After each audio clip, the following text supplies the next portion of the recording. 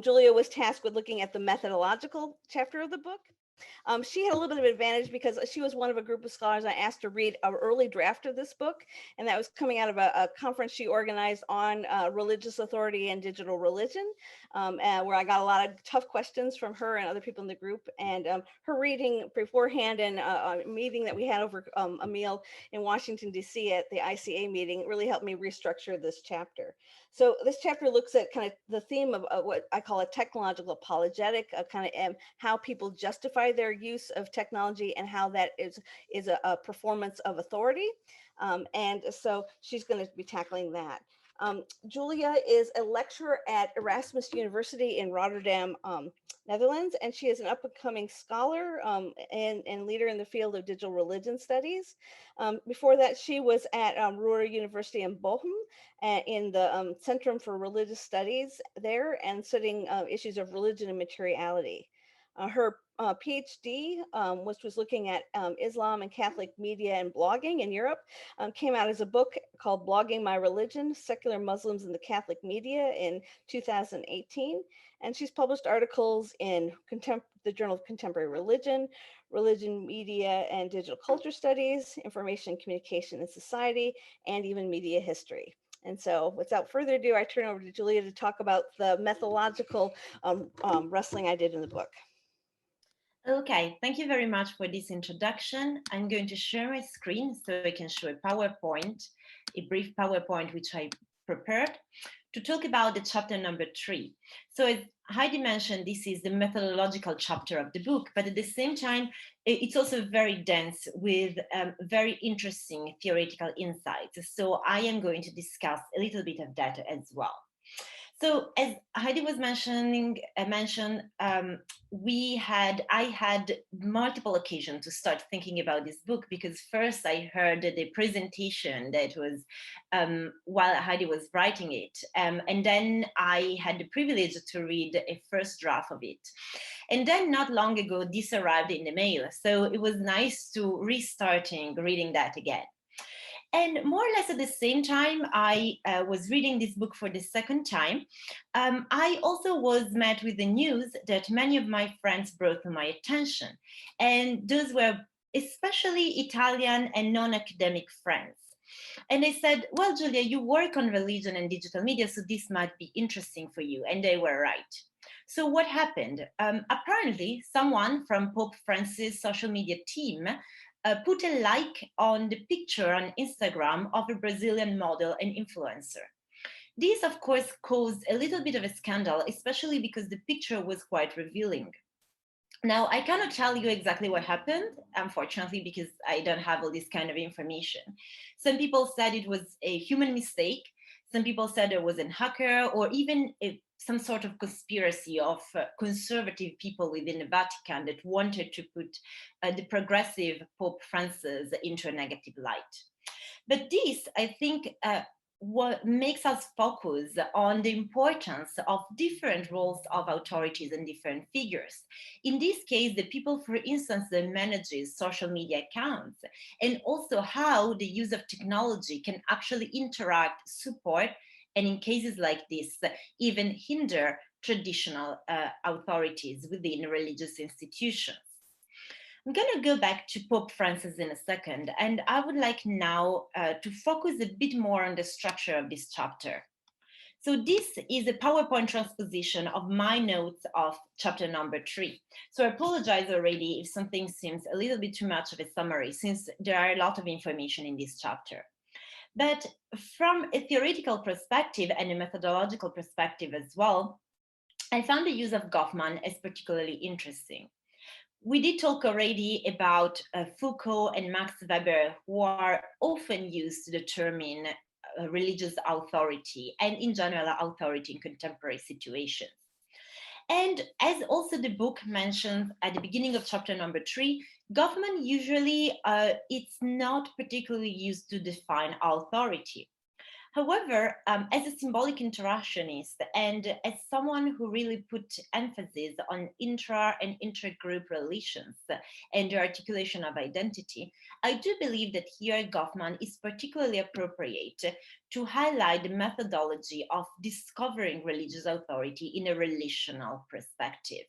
And this is also one, I think, one of the most innovative and original contributions of the book in the field. So this chapter in particular presents a couple of nodal points, which I put here, and they're connected with each other. And so this is why I put the arrows. The media making stories of the religious digital creatives and the technological apologetic. And then we, of course, find throughout the book. The media making stories, I connected here with the notion of identity, community, and authority. Those are keywords we hear a lot in digital religious studies, and let me explain a little bit more what I mean in this case. So identity, what is really relevant in this chapter is how the religious digital creatives talk about themselves and see themselves as a role in using technology and talking about religion.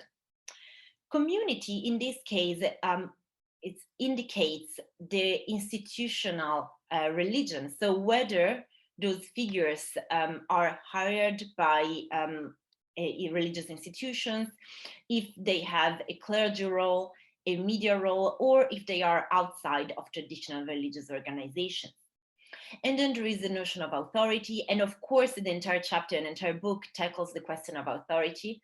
But here, I think what is relevant in this chapter is thinking about authority as a tension between traditional understanding of religious authority and new types of authority tied to media logics and to, for instance, algorithmic authority. What is relevant here, it's also the technological apologetic. The technological apologetic are the justification narratives, the views of technology that stays beyond and behind determined decisions of using and negotiating certain technologies. Here, I would also like to mention something that we find in chapter number 3, which is the previous book, When Religion Meets New Media, which is particularly influenced in the field of digital religion, as providing a methodology to look at how religious communities address the introduction of new media and technologies.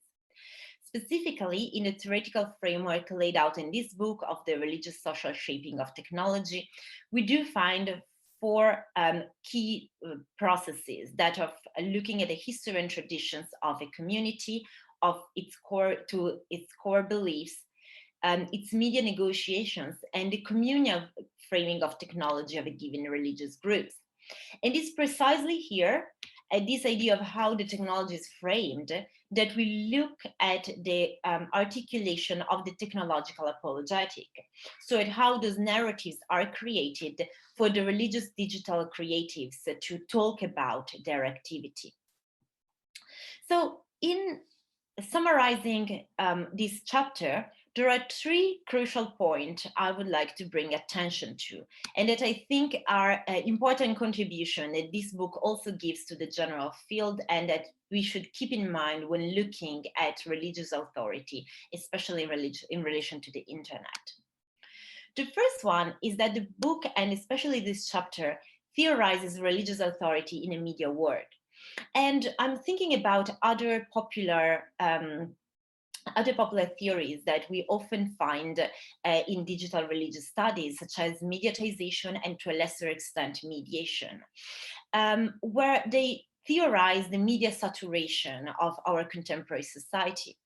This chapter does the same, but at the same time, it also puts emphasis on how people choose to use, not use, or selectively use certain media technologies, and therefore puts an emphasis also on the fact that media are not necessarily inevitable, but they still come out of certain negotiations. We have then another interrelated point, that is the internet as a hybrid and relational space. So we do find different theories conceptualizes the internet as a narrative or performative space. But the thing here, I think it's really important to think about the different relations that exist here, and especially the tensions that characterize the religious digital creatives. So here, for those of you who have the book, in page 191 and also at page 67 and 68, we do find a summary of various tensions that exist in the internal external relations of the religious digital creatives, and in general, the central tensions with the technological apologetics. They are dialectical pairs that show how those figures actually continue and negotiate their relations with different various elements. And I think this is really important to show the complexity of contemporary religious authority. And then the third point, which I would like to highlight here, is that of the agency. So the fact of putting emphasis on the technological apologetics, on the creation of narratives, points out how language can give agency to the religious digital creatives to actually decide about their roles, their identities, how they situate themselves, and how they want to talk about authority. So again, the technology is not just a given, but it's something that is negotiated for a very specific role.